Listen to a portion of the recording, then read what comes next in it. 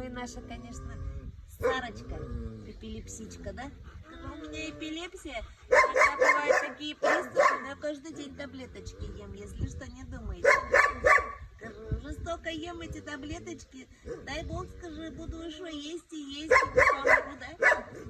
Потому что такая болячка у меня, знаете, не очень приятненькая. Чуть-чуть шкурочку вот так поснимаю. Прям аккуратненько, аккуратненько, мама же ничего плохого не хочет сделать. Ой, как перышки лишние.